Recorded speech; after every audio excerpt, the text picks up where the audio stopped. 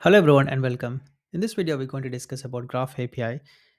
First, let's get started with a quick recap of what we have discussed in the previous videos. In the previous videos, we have built our simple LangGraph application, which is a straight line workflow. And also we have built conditional routing logics as well. And in the previous video, we discussed about the loops as well. Now we understand and built foundational LangGraph applications.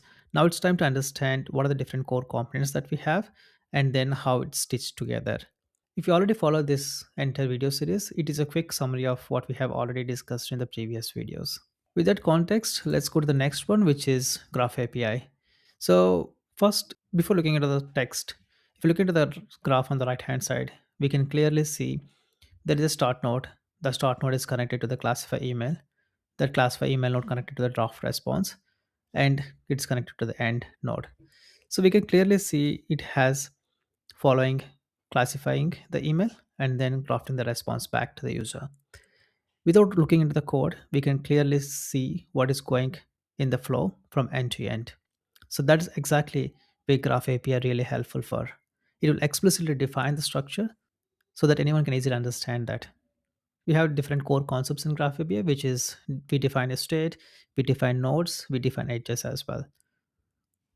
So first, the main important object here is StateGraph. Graph is provides the graph builder for us. It's an object, and we can pass state schema to the graph, right? And then you can see here the builder equals to StateGraph and support state. Let's understand state schema as well, and we'll come back to the StateGraph.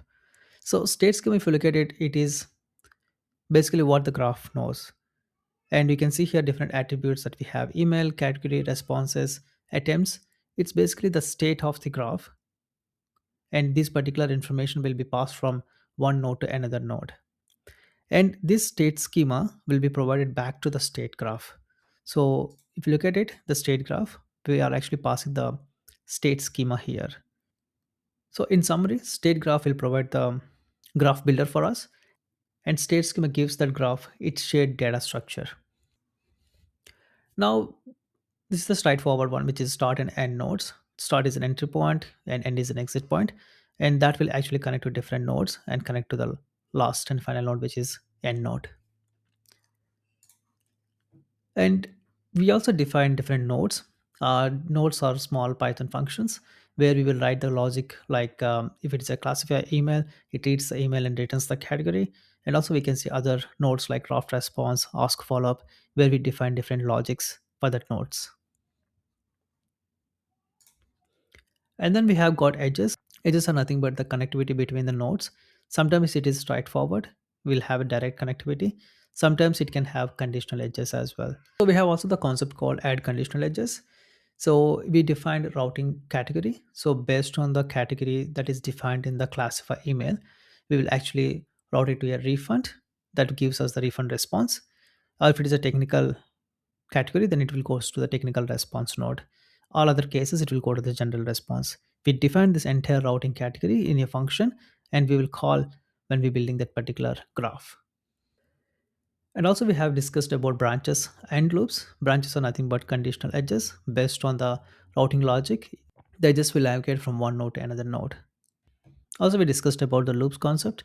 So loops is really helpful when we need to go back to the previous node and calculate something and come back and define the next steps. That's why we can use loops to go back to the previous state. So we can see this entire graph in LangGraph CLI as well, which actually provides the nodes, edges, and also we can test. We can send the input, and we can run the graph, and then we can inspect the traces as well. That's the key takeaways from this video is we have Graph API. Graph API is the explicit way to define a LangGraph application. And we have four different core concepts in here. We'll define the state, we define nodes, we connect edges, we compile and invoke. This is pretty much about Graph API. The next video, we're going to discuss about functional API. And it feels like more of a Python code, but it still runs on top of the LangGraph Pregal runtime. Thanks for watching. I'll see you in the next.